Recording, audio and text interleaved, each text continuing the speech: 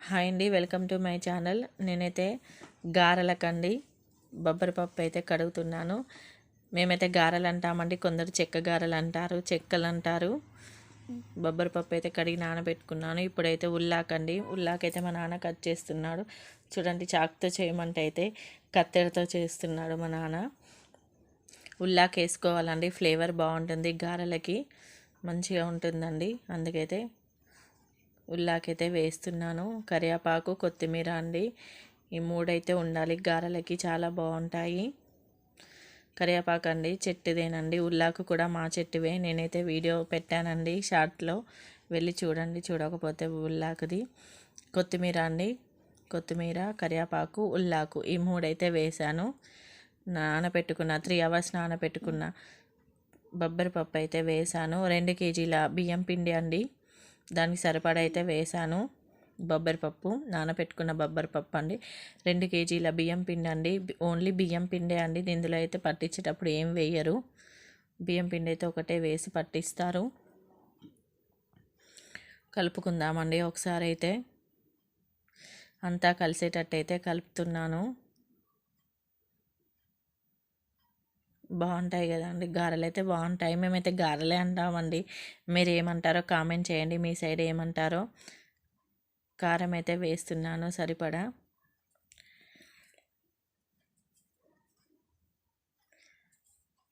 కారం, ఉప్పు అన్నీ కలిసేటట్టయితే చూసుకోండి, సరిపడా ఉండాలి. సాల్ట్ అయితే తక్కువ ఎక్కువ ఉండకూడదండి. తక్కువ ఉన్నా ఏం కాదు, కానీ ఎక్కువ మాత్రం వేయకండి. అంతైతే వేస్తున్నాను ఉప్పు. నేనైతే మళ్ళీ కలిపిన తర్వాత అయితే ఒకసారి టేస్ట్ చూసి మళ్ళీ అయితే కలుపుతాను. తక్కువ ఉంటే సాల్ట్ అయితే వేస్తున్నాను. కలుపుదామండి ఒకసారి. అయితే నువ్వులు వేసుకుందాం ఒకసారి కలిపి. నువ్వులు కూడా వేయాలండి, చెక్క గారెల్లో అయితే నువ్వులు వేస్తే టేస్ట్ ఉంటాయి, బాగుంటాయి. అందుకనైతే ఇవైతే కడిగి గాలిచ్చి పెట్టిందండి మా అమ్మ, అవే వేస్తున్నాను. కడగాలండి, గాలి ఇవ్వాలి, లేదంటే ఇసుక ఉంటుంది. అందుకనైతే గాలి ఇవ్వాలి. నాకైతే రాదండి, మా అమ్మకైతే వచ్చు గాలి ఇవ్వడం. నువ్వులైతే వేసి కలుపుతున్నాను. సాల్ట్ ఉందా లేదా అని అయితే టేస్ట్ చేశానండి, కొంచెం చప్పగా ఉంది, అందుకనైతే కొంచెం సాల్ట్ వేశాను. ఇప్పుడైతే మొత్తం కలిసేటట్టు కలుపుకొని ఆ తర్వాత అయితే నీళ్ళు పోసుకొని కొంచెం కొంచెం కలుపుతూ ఉండాలి. వాటర్ అయితే పోసుకుందాం. ఇప్పుడు మొత్తం కలిసిపోయాయండి అన్నీ. అయితే కొన్ని కొన్ని వాటర్ పోస్తూ కలుపుదాము. ఎక్కువ లూజ్గా అయితే కలపద్దండి, కొంచెం గట్టిగానే, కొంచెం పొడి పొడిగా ఉండాలండి. ఎందుకంటే మనం బొబ్బరి పప్పు నానబెట్టింది వేయడం వలన అందులో నుంచి అయితే వాటర్ అయితే రెడ్యూస్ అవుతాయి. అందుకనైతే కొంచెం వాటర్ అయితే తక్కువనే పోసుకోవాలి, కొంచెం పొడి పొడిగా. మళ్ళీ చేసేటప్పుడు కొంచెం వాటర్ వేసుకొని అవసరమైతే కలుపుకొని చేయాలండి. అందుకనైతే ఈ విధంగా అయితే పొడి పొడిగానే ఉంచుకోవాలి, మరి మెత్తగా అయితే కలపద్దు, ఎందుకంటే ఇంకా లూజ్ అయిపోతుంది బొబ్బరి పప్పు నాని ఉండడం వలన. శనగపప్పు కూడా వేసుకోవచ్చండి, కానీ బొబ్బరి పప్పు వేస్తేనే టేస్ట్గా ఉంటాయి. కొందరు శనగపప్పు, పల్లీలు కూడా వేస్తారు. పల్లీలు అయితే వేయలేదు, ఊడిపోతాయండి కాలుస్తా అంటేనే ఆయిల్లో. అందుకనైతే వద్దన్నాను నేను, బొబ్బరి పప్పే వేశాను. బొబ్బరి పప్పు, నువ్వులు, శనగపప్పు కూడా వేసుకోవచ్చు. ఈ విధంగా అయితే కలుపుకోవాలండి. మళ్ళీ చేసేటప్పుడు అయితే కొంచెం వాటర్ యాడ్ చేస్తూ అయితే కలుపుతూ చేయాలి. చూడండి, ఇలాగైతే కలిపి ఉంచాను. ఆ విధంగా కొంచెం కొంచెం వాటర్ యాడ్ చేస్తూ మళ్ళీ కలపాలండి. ఎమ్మటి లూజ్గా కలిపితే అయితే ఇంకా లూజ్ అవుతుందండి.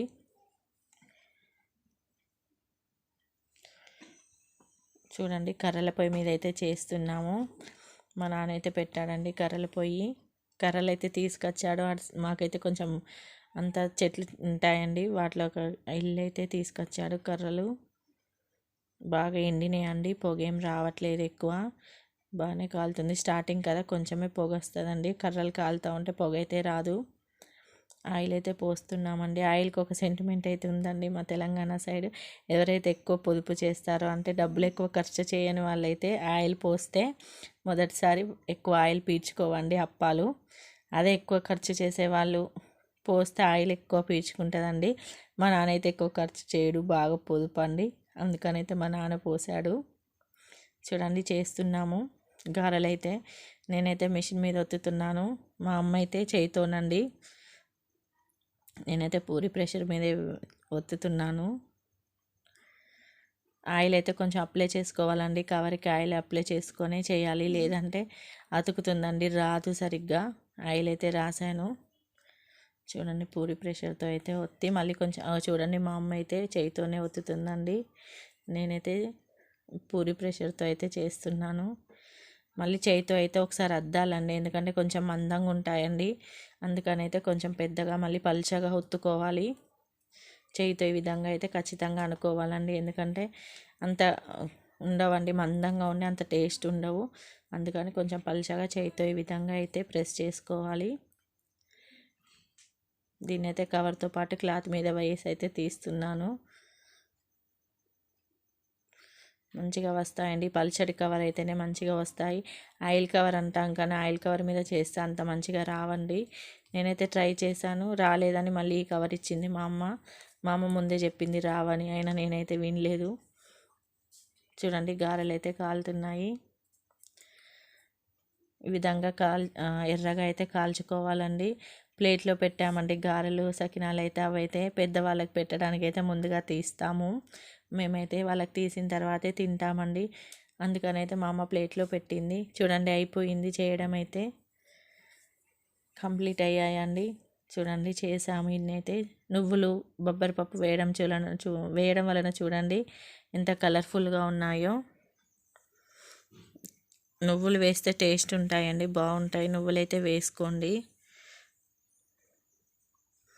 క్రిస్పీగా ఉంటాయండి, బాగుంటాయి. చాలా క్రిస్పీగా నోట్లో వేయగానే కరిగిపోతాయండి, చాలా బాగుంటాయి.